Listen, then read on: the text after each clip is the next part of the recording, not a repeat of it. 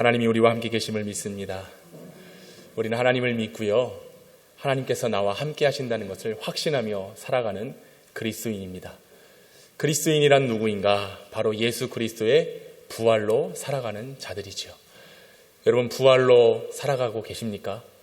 우리 주님께서 부활하셨기에 우리에게도 그 부활의 영광이 있음을 믿으십니까? 우리는 그리스도인, 오늘 하나님을 예배하고 주님을 섬기고 나아간 우리에게는 반드시 이런 부활의 확신과 나도 그 생명을 가지고 나아가야 된다는 것을 기억해야 됩니다. 이 부활하심에 주님 주시는 은총이 무엇이냐? 우리를 거듭나게 하신다는 겁니다. 거듭난 자가 갈 수 있는 곳은 바로 하나님의 나라이지요.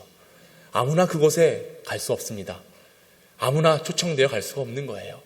예수 그리스도를 믿고 예수 그리스도의 부활을 확신한 자들이 거듭나서 이르게 되는 그 나라, 하나님은 그 나라를 우리에게 유업으로 주시겠다 말씀하십니다. 그러기 우리는 그 말씀을 믿고 소망을 가지고 살아가는 거예요. 이 땅에 우리는 영원한 존재가 아닙니다. 그래서 우리에게 유업으로 주시겠다라고 하는 하나님의 나라를 갈망하고 바라보며 소망하며 나아가는 산 소망이 우리에게 있어야 될 줄로 믿습니다. 그래서 오늘 우리가 하나님을 예배하는 이유가 바로 이러한 소망을 가지고 우리 성도들이 하나님을 예배하는 것입니다. 주님 오시는 그날까지 하나님을 경배하고 기뻐하며 결국 영혼의 구원을 얻는 하나님의 복이 우리에게 임할 줄로 믿습니다. 우리는 구원받은 자들이에요. 하나님의 이루 말할 수 없는 그 큰 사랑으로 인해서 우리는 구원을 받았습니다. 그러나 구원받아 이 세상을 나아가는 우리의 인생길은 나그네와 같습니다. 그리고 나그네로서 순례의 길을 걸어가고 있는 것이죠. 순례자라고 하는 것은 바로 하나님의 나라에 소망을 두고 본향을 향하여 나아가는 자들을 뜻하는 것입니다. 우리는 이 땅에 믿음을 가지고 부활 소망을 가지고 하나님께서 우리에게 약속의 말씀을 주심을 통하여 거듭난 비밀로 나아간 자들로서 반드시 본향이 있음을 기억하고 살아가야 하는 것입니다. 히브리서 11장 16절에는 이렇게 말씀합니다. 그들이 이제는 더 나은 본향을 사모하나니 곧 하늘에 있는 것이라. 이러므로 하나님이 그들의 하나님이라 일컬음을 받으심을 부끄러워하지 아니하시고 그들을 위하여 한 성을 예비하셨느니라. 우리는 본향을 향하여 나아가는 자들입니다. 본향을 향하여 나아가되 그냥 나아가는 것이 아니죠. 믿음을 가지고 나아가야 됩니다. 믿음이 없이는 하나님을 기쁘게 할 수 없습니다. 그래서 하나님께 나아가는 사람은 하나님께서 반드시 계신다는 것을 믿고, 그리고 그렇게 하나님을 찾는 자들에게는 상 주시는 이심을 믿어야 하는 것이죠. 그 상이 무엇입니까? 본향이에요. 하나님의 나라를 우리에게 주시겠다라고 말씀하신 약속인 것입니다.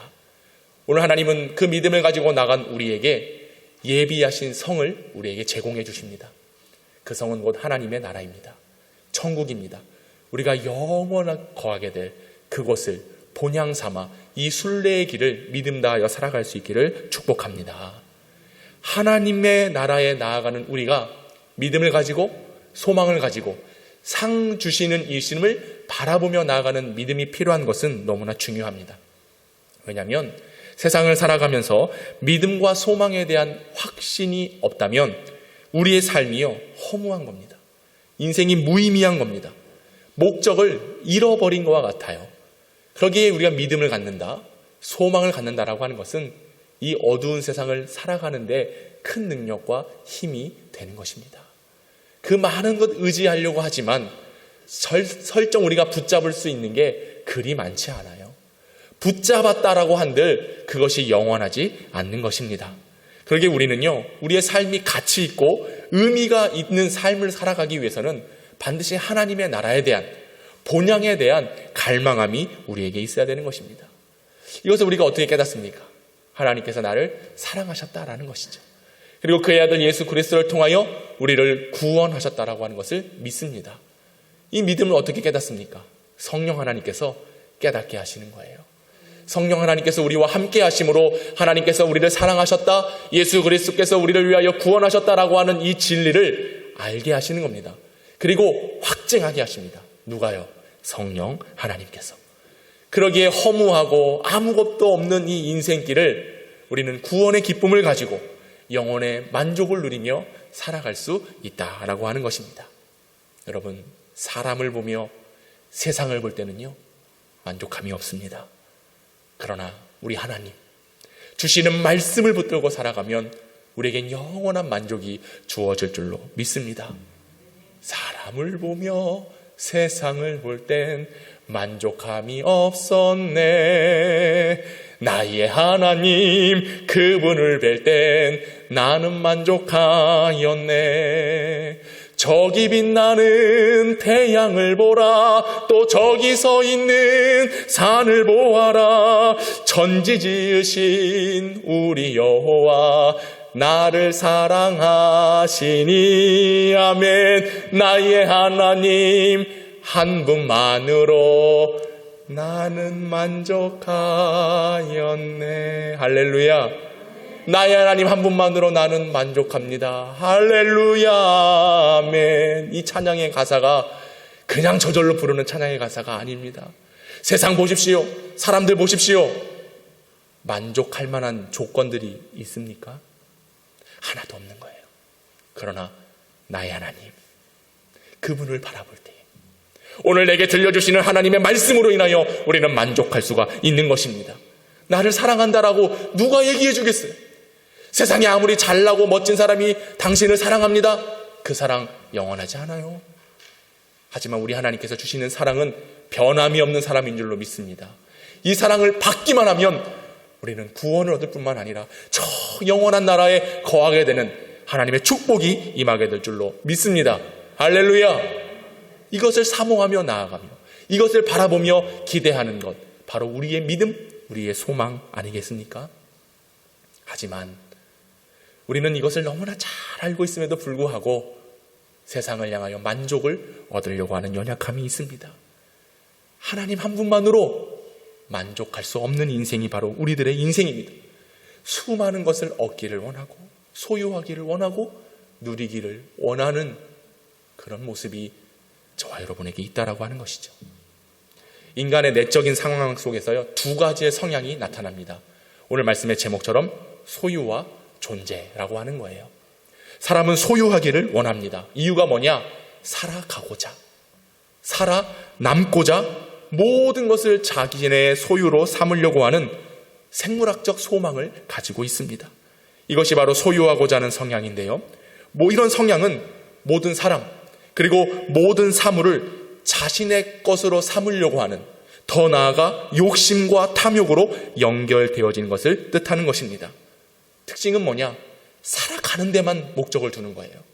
오늘 하루 살아가는 일에 전전긍긍 한다라고 하는 것입니다. 마치 광야에서 이스라엘 백성들이 먹을 양식이 없고 마실 물이 없고 척박한 환경 속에서 누구를 원망합니까? 모세를 원망해요. 심지어 하나님까지도 원망하는 거예요. 왜요? 오늘 하루를 살아가는 데만 목적을 두니까. 먹을 것이 없어요. 마실 것이 없어요. 누릴 것이 없어요. 아름다운 환경이 없어요. 이러니 오늘 살아가는 일의 요소들이 부족함을 따라서 사람을 원망하고 하나님조차도 원망하게 되는. 왜요? 소유지향적인 삶은 바로 이렇게 나타나는 겁니다. 하지만 존재지향적인 것은 무엇이냐? 개인을 우선시하지 않습니다. 살아가는 데 목적을 두지 않습니다. 보다 더 나은 삶, 그리고 타인과 공동체를 위해 희생하고 포기하고 베풀고 나누고 헌신하는 성향이 바로 존재지향적인 성향이다라고 하는 거예요. 이들은 하루하루 살아가는 일에 힘쓰지 않습니다. 주어진 것에 만족하고 또 주어진 환경에 감사하며 나아가는 자들이 바로 존재지향적인 사람들이에요. 그래서 개인의 어떤 완성과 개인의 만족보다 공동체, 그리고 나와 함께하는 자들의 행복과 성장을 보면서 기쁨을 얻는 자들이 바로 존재지향적인 사람들입니다. 누구를 보면 알 수 있느냐? 예수님을 보면 알 수 있어요. 예수님이요, 그 십자가 피할 수 있었어요. 거부할 수 있었어요. 굳이 그 십자가 안 져도 됩니다. 그러나 온 인류를 위하여 개인의 삶이 아니라 하나님의 뜻을 향하여 나아가는 존재지향적인, 미래지향적인 하나님의 뜻을 이루고자 그 모든 일을 감당하신 우리 예수님을 보면서 우리가 누구를 따라가야 되는가? 누구를 본받아야 되는가? 소유하고 얻고 누리는 탐욕이 아니라 나를 위한 삶이 아니라 우리 모두를 위한, 공동체를 위한, 현재 내가 살아가는 것에만 집중하는 게 아니라 우리 모두가 함께 행복을 누릴 수 있는 그런 존재지향 쪽으로 나아가는 우리들의 삶이 되어야 될 줄로 믿습니다. 주님을 따르기로 결단한 자들이 바로 이와 같은 결정이 우리에게 있어야 되는 거예요. 제자가 되기를 원하십니까? 하나님의 나라를 유업으로 받는 천국 백성이 되기를 원하십니까? 그러면 우리는 세상의 가치가 아니라 하나님의 나라의 가치를 두고 살아가야 된다라고 하는 것이죠. 인간은 언제나 삶의 방식을 이기주의, 그리고 개인주의, 자기중심, 그리고 소유 등을 통해서 욕망을 이루려고 하는 것에 인생의 출발을 합니다. 그래서 모든 만족을 느끼는 것도 소유를 통해서 만족을 느껴요. 얻어야지만 행복하다라고 이야기를 하는 것입니다. 인생을 소유와 그리고 그 모든 것들을 동일시하는 연약함이 우리에게 있다고 하는 것이죠. 우리 교회 앞 화단에 보면요, 꽃들이 아주 예쁘게 펴 있습니다. 우리 강단에도 이렇게 너무나 예쁜 꽃들이 펴 있는데, 저는 우리 교회 그 마당을 지나다닐 때마다요, 꽃이 얼마나 예쁘게 폈는지 항상 칭찬해 줍니다. 아따 이쁘다잉, 아따 겁나게 예뻐, 이러면서 항상 이렇게 이야기를 하고 하는데요, 예뻐요 정말. 이 보고 있노라 하면 마음이 참 평안함을 얻고 참 좋습니다. 그런데요, 며칠 전인가요, 이제 어디 가기 위해서 마당을 딱 나서는데 어떤 아주머니 한 분께서 이만한 호미 같은 걸 갖고 오셔가지고 거기 막 이러고 계셔. 네. 봤더니 아름다운 꽃을 뿌리채 뽑아 가시는 거예요. 옆에는 검은 봉다리 하나가 딱 있는 것입니다. 그래서 아주머니, 이거 이렇게 마음대로 뽑아 가시면 어떻게 합니까? 라고 이야기하니까요, 아이고 죄송해요 하면서도 그걸 놓지 못하는 거예요. 그래서 가져가시라고. 그런데 말씀하고 가져가시면 얼마나 좋겠냐고. 그거 가져간다고 뭐 우리가 손해보는 것도 아니고, 그죠? 가져가시라고. 그런데 말씀을 하고 가져가셔야지. 근데 문제는 뭐냐, 그걸 예쁘게 뽑아가면 좋은데 얼른 급하게 뽑아가다 보니까요, 옆에 있는 꽃들에까지 영향을 준 거예요. 그냥 옆에 모습이 다 헝클어지고 지저분하고 참 아름다운 그 화단이 그냥 안 좋게 보여지는 것입니다. 바로 이거예요. 소유를 원하는 사람들은 자신의 이익만을 추구하는 겁니다. 다른 것이 어떻게 되든지 간에 상관없어요. 내가 그냥 그거 얻기만 하면 되는 것. 그러나 존재지향적인 사람들은 어떤 것이냐, 전체를 보는 겁니다. 내 것을 향한 것이 아니라 모두가 아름다운 것을 향하여 나아가는 것. 여러분, 뿌리채 뽑혀버리면요, 그 이후의 상황은 결국 다 시들시들 죽어가는 것입니다. 나만을 위한, 개인을 위한 삶은 그와 같은 악한 영향들이 남아있게 되는 것이죠. 저와 여러분 어떻습니까? 개인적인 삶만을 위하여 추구하여 살아가는 인생입니까? 아니면 모두가, 그리고 하나님께서 창조해 주신 이 자연의 질서를 따라서 살아가고 계시나요? 우리가 많은 것 얻으면 행복할 것이라 생각을 하거든요. 그리고 얻어지면 그 순간은 기뻐요. 행복해요. 만족해요. 실제로 제가 월요일날 그 영등포 서점에 가기 위해서 이제 책도 좀 보고 이제 그러려고 갔더니요, 이제 월요일이라 그런지 사람이 한산하니 없더라고요. 근데 1층 내려와서 가려고 하니까 사람들이 막 줄이 서 있어. 봤더니 명품관이야. 명품관. 야, 거기는 그렇게 사람이 많은지 몰랐습니다. 거기 아무나 들어갈 수 없어요. 한 사람이 나와야 들어가는 거예요. 근데 나올 때 보니까 다들 그 비싼 명품 가방 뭐든지 그 쇼핑백을 하나씩 들고 나오는데 그냥 보여. 아, 행복하게 정말로 만족하며 나가는 그들의 모습. 기쁘겠죠? 만족이 되겠죠? 가방 하나씩 다 들어봐요. 뭐 들었나 한번 보게. 네? 비닐봉다리 들고 오진 않으셨잖아요. 사람들은 그런 겁니다. 그거 하나 딱 있으면 행복한. 저도 한번 생각해 봤어요. 과연 내게 얻어져서 행복했던 게 뭐가 있었나. 특별히 뭘 이렇게 뭐 사거나 그런 건 없었거든요. 근데 제가 서울에서 목회하다가 이제 여수 내려갈 때 차를 하나 샀어요. 할렐루야. 네, 전에는 교회에서 이제 주는 차를 사용했는데 그 교회는 이제 교회 차를 제공하지 않아서 개인차가 필요하다라는 이야기를 듣고 이제 5년 할부로, 전액 할부로 차를 뽑아서 가는데요. 얼마나 좋은지. 네. 당장 매달 할부금 내는 거는 둘째 치고 그냥 그 새 차 타고 그냥 가는 사실 막 부모님과 떨어져야 되고 내가 여기서 30년 넘게 살던 곳을 떠나서 저 한 번도 가보지 않는 곳을 가야 되는 그런 그냥 착잡한 마음은 있었는데, 그래도 새 차 타고 내려가니까 얼마나 좋았는지 몰라요. 그리고요, 1년 동안 제가 매일 새 차를 냈어요. 할렐루야. 제 주 사역이에요. 그냥 아침만 되면 그 차가 어떻게 됐나? 그걸 1년 동안 해요. 주 사역이에요, 주 사역.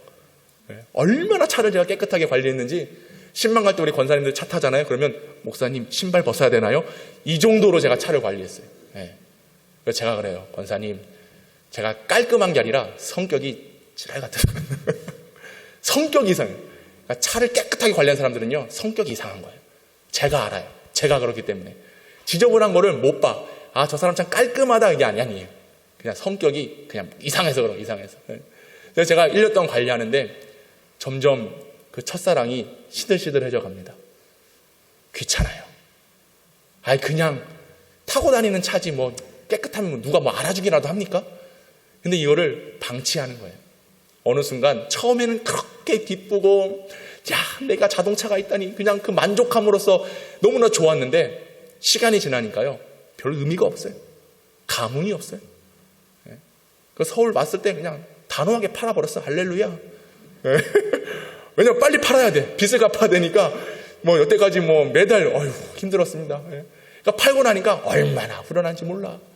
여러분, 지금 막 애지중지하는 거 있죠? 그거 버려봐. 그냥 속이 시원해. 할렐루야. 그걸로 그냥 삼겹살 한 거 사다 먹는 게 더 행복한 거예요. 근데 우리는 어떻습니까? 그거 하나 얻으려고, 그거 하나 갖고 있으면 참 좋겠다 생각을 하잖아요. 잠시 잠깐이에요.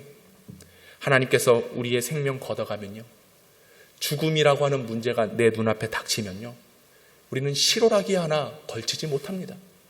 동전 한 입 붙잡지 못하고 떠나버리는 게 우리의 인생입니다. 독일의 신학자 에카르트는 얘기합니다. 소유에 대한 아집과 집착을 버려버리라. 고대 그리스 철학자 아리스토텔레스도 이야기합니다. 인간의 최고 행복은 진리를 쫓아가는 것이다. 여러분, 우리는 어떻습니까? 변하고 없어지고 부질없는 것을 향하여 늘 얻기 위하여, 소유하기 위하여 힘쓰며 살아가는 자들 아닙니까? 우리는 진리를 향하여 나아가는 자들이에요. 소유지향적이 아니라 진리를 향하여 존재지향적으로 나아가야 되는 거예요. 하나님이 나와 함께 하시는 것으로 감사하는 것이죠. 우리는 이 땅에서 영원한 것이 아니라니까요. 본향이 있다니까요. 그냥 잠시 왔다 가는 나그네 순례자예요. 여러분, 얻고자 하는데 힘쓰지 마십시오. 그거 다 지나가면 헛것인 겁니다. 이사야 2장 22절에는 이렇게 얘기합니다. 너희는 인생을 의지하지 말라. 그의 호흡은 코에 있나니 새말 가치가 어디 있느냐. 그 인생의 가치가 우리 인생에 있다는 게 아니에요. 숨 쉬는 것에 있다는 게 아니에요. 이거 하나님께서 막으시고 끊으시면 끝나는 거예요. 근데 우리는 그것을 모르는 채 영원할 것처럼 생각하고 그렇게 허무한 인생을 나아가는, 이런 연약함에서 우리가 벗어나야 되는 것입니다. 세상에는 가치 있는 것들이 참 많습니다. 그래서 그것을 소유하고 있으면 마치 나의 가치가 올라간다 생각을 하는 거예요. 금반지 하나 차고 있으면 내 가치가 올라갑니까? 좋은 차를 타고 다니면 내 가치가 올라갑니까? 좋은 집에 살고 있으면 내 가치가 올라갑니까? 그렇지 않다는 거예요. 다 사람들이 정해놓은 기준인 거예요. 하나님 나라의 방식과 기준에서는 전혀 동떨어져 있다는 것을 우리가 알아야 되는 거죠. 황금이 너무나 귀하다라고 얘기하지만 그 황금을 사용할 수 없는 곳에 가보십시오. 돌덩이에 불과해요. 아무리 비싼 외제차 타고 있다 한들 산속에 사는 사람들이나 길이 없는 곳에 그 차를 세워놔 보십시오. 고철덩어리에 불과한 것입니다. 아무리 역세권 번화가의 높은 아파트를 소유하고 있다고 한들 여러분, 생명이 끝나면 그거 그냥 큰 콘크리트에 불과한 것입니다. 생명이 있어야 금도 차도 집도 의미가 있는 거예요. 여러분의 인생의 의미는 어디에 있습니까? 인생의 참된 가치가 어디에 있습니까? 소유하며 욕망 가운데 살아가는 존재로 나아가시겠습니까? 아니면 오직 하나님께 만족을 두고 오늘 주시는 말씀 속에 감사하며 살아가시겠습니까? 오늘 예수님은 우리에게 말씀하십니다. 본문 15절에 그들에게 이르시되 삼가 모든 탐심을 물리치라. 사람의 생명이 그 소유에 넉넉한 데 있지 아니하리라 하시고, 삼가 조심해라. 이 삼가라는 말이 무엇입니까? 기울이다, 물리치라, 경계하라입니다. 너희들이 소유하고 얻고자 하는 탐욕과 얻고자 하는 그 모든 일에서부터 삼가해라, 경계해라 말씀하고 있습니다. 소유가 넉넉하다고 해서 거기에 모든 것이 담겨져 있지 않다라는 거예요. 사랑하는 여러분, 물질은 때로는 관계적 그리고 육체적 생명을 풍요롭게 하기는 합니다. 그러나 물질과 재산이 우리의 영적인 것 그리고 신적인 생명을 유지하게 할 수는 없는 것입니다. 돈이 많다고 해서 구원을 얻을 수 있습니까? 그렇지 않는 것입니다. 오직 우리는 살아계신 주님의 말씀, 예수 그리스도만이 우리의 영원한 만족인 것을 깨달아 그것을 믿고 나아가는 자들에게만이 구원이 허락된다는 것을 믿으시기 바랍니다. 삼가 조심해야 되는 거예요. 삼가 경계하고 주의해야 되는 것입니다. 내가 얻는 것으로 만족하지 않기 위해서 주님께서 주시는 것으로 늘 감사함으로 나아갈 수 있기를 간절히 소망합니다. 오늘 본문에 보면요, 어리석은 부자 이야기가 나옵니다. 이 부자가 밭에 소출이 아주 풍성하게 되었습니다. 농사가 아주 잘 되었던 거예요. 그래서 곡식이 차고 넘쳐났습니다. 그런데 걱정합니다. 무슨 걱정이요? 이 곡식을 쌓아둘 곡간이 작다라고 하는 거예요. 그래서 이야기를 합니다. 곡간을 헐고 더 크게 더 높이 확장을 해야 되겠다. 그리고 그 곡간에다가 곡식과 모든 물건들을 쌓아두는 것입니다. 오늘 본문의 18절, 19절 말씀 한번 잘 들어보십시오. 내 곡간을 헐고 더 크게 짓고 내 모든 곡식과 물건을 거기에 쌓아두리라. 내 영혼아 많이 쌓아두었으니 평안히 쉬고 먹고 마시고 즐거워하자 하리라. 여기서 계속 반복적으로 나오는 단어가 무엇입니까? 나라고 하는 거예요. 내 것, 내 곡간, 내 곡식, 내 물건, 내 것으로 평안히 쉬고 먹고 마시고 즐거워하자. 이게 바로 소유 중심적인 사람, 소유하기를 원하는 자기 중심적인 사람들의 모습인 것입니다. 나만을 위한 삶이에요. 내 것을 중시하는 삶이다라고 하는 것입니다. 그러나 여러분, 이 모든 것이 개인 한 사람의 역량으로 이루어진 것입니까? 곡식이 소출이 많아졌다. 하나님께서 그 땅을 주관하시지 아니하시고요, 하늘을 주관하지 아니하시면 이 모든 결과는 이루어질 수가 없는 것입니다. 이 부자에게 허락된 것은 부자 자신 개인이 힘을 얻어서 얻는 것이 아니라 하나님의 특별한 은혜인 것입니다. 선물인 것입니다. 하나님께서 주관하셨고 그 속에 함께 하셨기 때문에 얻어진 것입니다.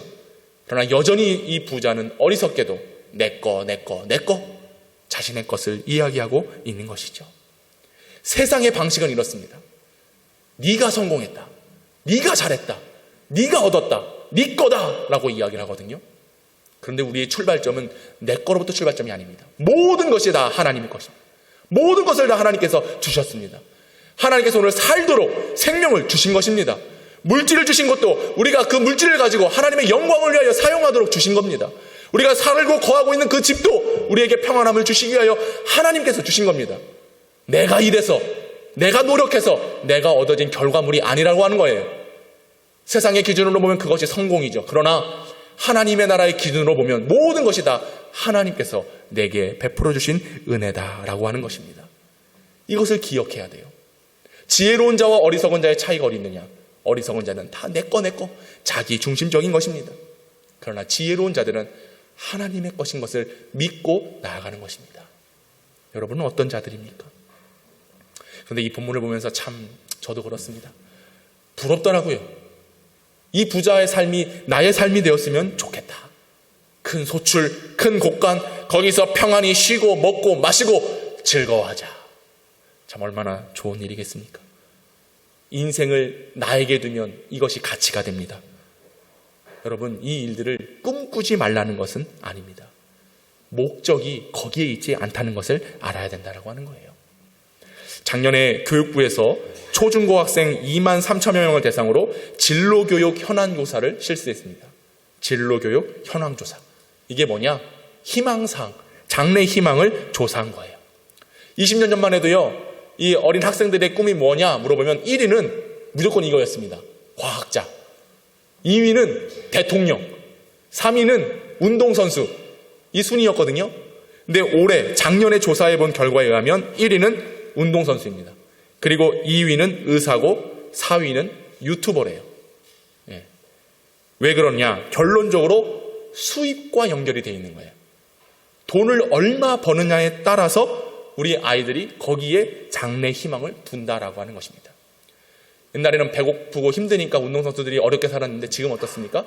조금만 잘하면 막 100억, 해외 나가면 1000억 막 이렇게 받는 거예요. 그러니 아이들이 야, 나도 운동선수를 돼야 되겠다. 그리고 의사가 되고 싶다. 왜겠어요? 부를 축적할 수 있으니까. 의사가 되겠다. 유튜버는요. 유튜브에 나오는 영상들을 보십시오. 다 그 수익을 얻어가지고 그걸로 막 자기 하고 싶은 거 하고 사고 싶은 거 사고 컨텐츠 만들어서 제공하고 이러니까 애들 보기에는 야, 부럽다 이런 거예요. 저도 얼마 전에 유튜브 제 개인 계정을 만들었거든요. 예? 구독자 11명. 할렐루야. 네. 저한테 단돈 10원도 안 떨어져요. 네. 근데 제가 이제 설교 말씀 올리고 또 우리 아이들 옛날 봤던 그 영상들, 우리 아이들을 추억하면서 그런 것들을 올리고 있는데요. 이 세상이 그렇습니다. 네. 뭔가 얻고자 하는 일이면 거기에 다 집중을 하는 거예요. 또한 20세 이상 성인들에게도 조사를 해보았습니다. 당신의 꿈은 무엇입니까? 꿈. 여러분의 꿈은 뭐예요? 꿈. 뭐 우리 교회 교인들은 뭐 다른 꿈, 뭐 아들 낳는 꿈 그런 건 없잖아요. 그죠? 꿈이 뭐냐? 조사해보니까 1위 잘 먹고 잘 사는 게 1위예요. 26%. 2위 건물주가 되는 거. 3위 내 집 마련이 15%. 뭡니까? 잘 먹고 잘 살고 건물 사고 집 사는 거. 이게 꿈이 되어버렸습니다. 꿈이. 저도 보니까 맞더라고요. 다른 게 없는 거예요. 잘 먹고 잘 살고 높은 빌딩 하나 갖고 있고 그럴 일도 없겠지만 집 하나 갖고 있고 이게 마치 꿈이 됐습니다. 그래서 저도 우리 아들한테 그러거든요. 예성아, 네가 운동선수가 되라. 야구선수든 축구선수든. 그 아들이 야구를 좋아해요. 그래서 야구를 한번 시켜볼까 해서 우리 구로구 리틀야구단 문의를 해보니까 그냥 취미, 선수반이 있고 취미반이 있는데 이 취미반 한 달에 7, 80만 원. 누가 7, 80만 원만 매달 지원해줘요. 할렐루야. 투자를 해, 투자를. 우리 아들이 혹시 알아요? 야구선수 돼가지고 막 1000억씩 벌면은, 예? 그래서 내가 아들아 안 되겠다. 운동선수 꿈 접어라. 예. 저희 큰딸이 공부를 꽤 하려고 합니다. 그래서 제가 늘 얘기해요. 딸아, 너는 의대를 가라. 의대를 가라. 주님, 우리 딸 의대 보내주세요. 제가 새벽마다 얼마나 간절히 기도합니다. 할렐루야. 왜 아멘 안 합니까? 부럽습니까? 예? 여러분의 손주손녀였어 봐. 그렇게 아멘 저절로 나올 거 아니에요. 할렐루야. 여러분, 제가 그렇게 기도하고 우리 아이들한테 그렇게 이야기하는 이유가 뭐겠습니까? 저도 똑같아요. 잘 먹고 잘 살기 위해서. 저희 가난함을 우리 아이들한테 대물림하고 싶지 않아서. 너희들은 좀 다르게. 그렇다고 공부를 썩 잘하는 것도 아니에요. 그렇다고 운동을 그렇게 뛰어나게 잘하는 것도 아니에요. 그저 우리 영평교회 앞마당 뛰어다닐 정도인데 혹시나 해서, 네? 혹시나 해서 여러분, 우리들이 이런 생각을 가지고 있습니다. 다 우리 모두가 똑같은 거예요. 어리석은 인생을 계획하고 꿈꾼다라는 것이죠. 우리 주님 말씀하십니다. 삼가 주의해라. 진리가 뭔지, 가치가 뭔지 소유가 아니라는 거예요.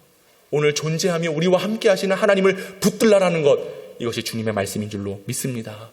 오늘 본문 20절 21절에도 얘기합니다. 하나님은 이르시되 어리석은 자여, 오늘 밤 내 영혼을 도로 찾으리니 그러면 내 준비한 것이 누구의 것이 되겠느냐 하셨으니 자기를 위하여 재물을 쌓아두고 하나님께 대하여 부요하지 못한 자가 이와 같으니라. 어리석은 자여. 그렇습니다. 오늘 우리가 하나님께서 영혼 거두어 가시면요, 끝나는 거예요. 그런데 우리는 여전히 그냥 그것을 바라보며 살아가는 인생. 때론 부럽기도 합니다. 나에게도 과연 그런 일들이 있을까 생각해 보기도 합니다. 그러나 회개하며 말씀을 보며 끊임없이 우리가 갈망해야 될 것은 하나님의 나라인 것을 여러분 믿으시기 바랍니다. 여러분, 곳간 크게 넓힌다고 해서, 집을 세운다고 해서 한순간이에요. 그때뿐이에요. 하나님 부르시면 그거 아무것도 아니다라고 하는 것입니다. 누가복음 12장 30절에 보면 이런 것들은 이방인들이 구하는 것이다, 세상 사람들이 구하는 것이다 라고 이야기를 하죠.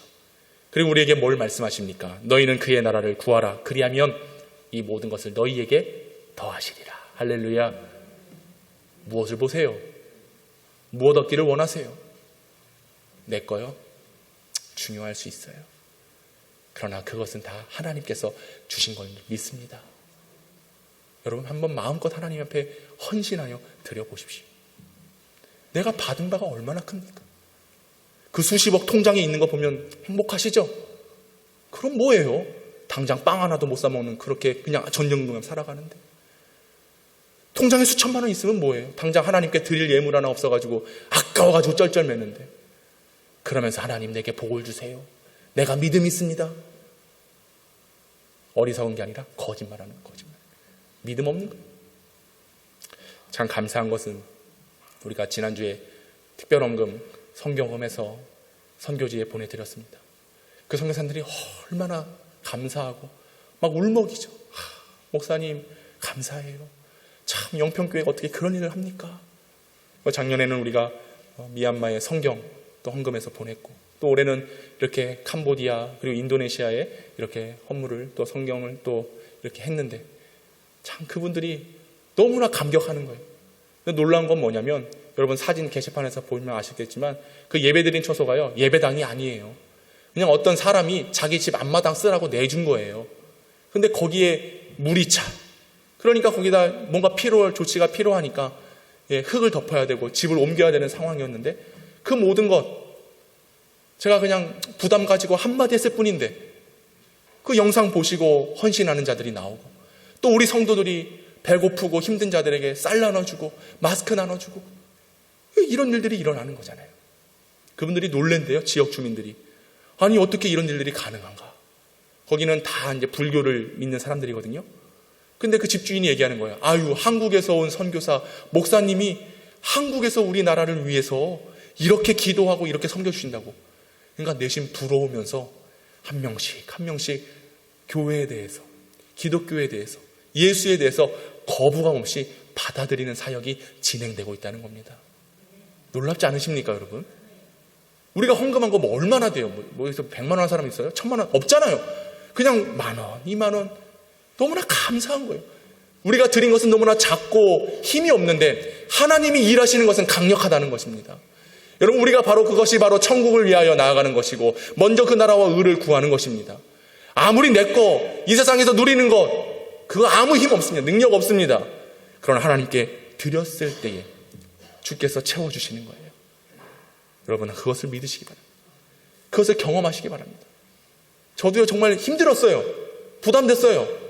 쉽게 할 수 없는 금액이었어요. 그런데 그냥 에이 하고 하나님 맡겨드리니까 하나님이 더 놀랍게 채워주시는 거예요. 먼저는 기쁨을 주세요. 그런 소식들을 하나님께서 듣게 하시니 감사한 거예요.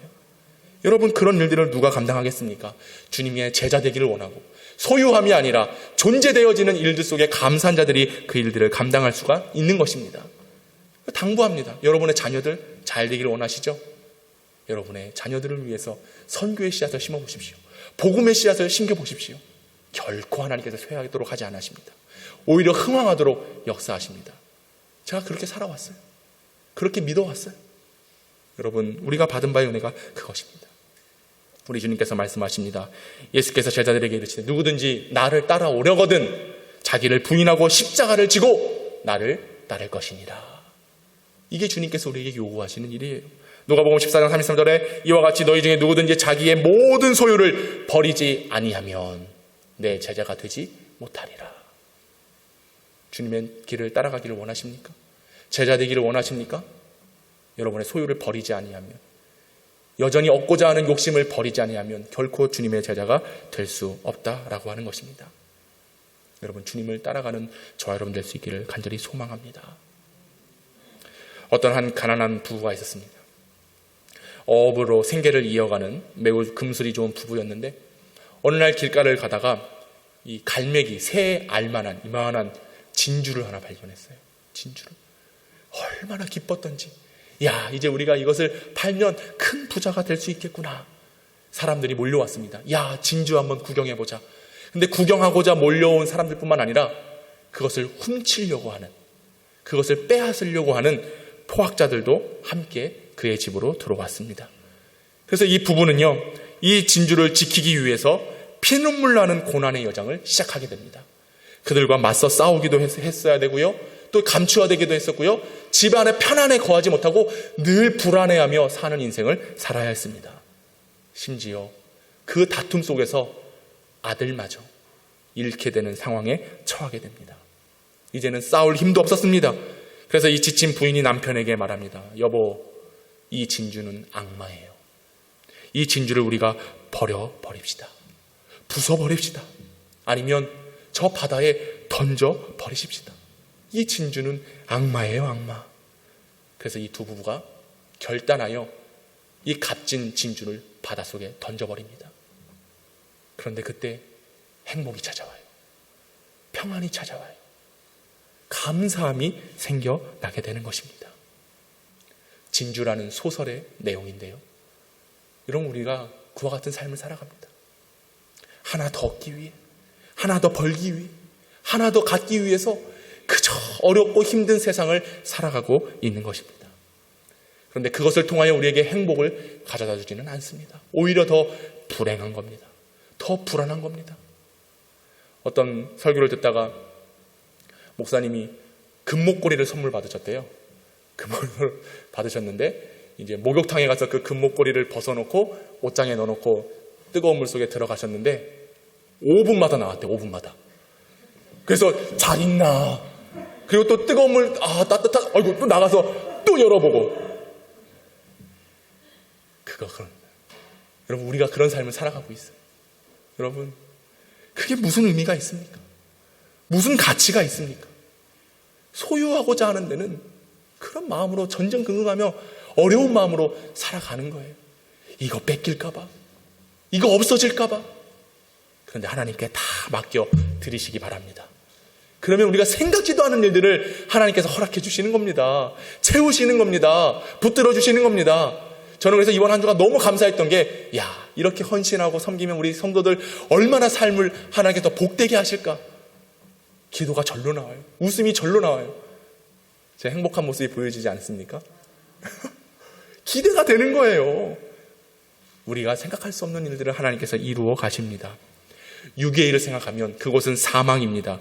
하나님을 기쁘시게 하지 못합니다. 그러나 영의 일을 생각하면 우리에게 생명과 평안을 주신다고 약속하고 계십니다. 사람은 떡으로 사는 것이 아닙니다. 하나님의 말씀으로 살아가는 것입니다. 오늘 주시는 존재하시는 하나님, 나와 함께 하시는 그 하나님을 붙들 때의 우리의 인생은 세상이 말할 수 없는 성공으로 나아가게 될 줄로 믿습니다. 세상에 집중하는 것이 아니라 천국에 집중해야 되는 겁니다. 세상을 하나님을 의지하는 것이 아니라 하나님께 만족을 두고 살아가야 되는 것입니다. 그것이 오늘 그리스도인으로 주님의 제자로 부름받은 우리가 감당해야 될 사명인 줄로 믿습니다. 여러분, 소유입니까? 존재입니까?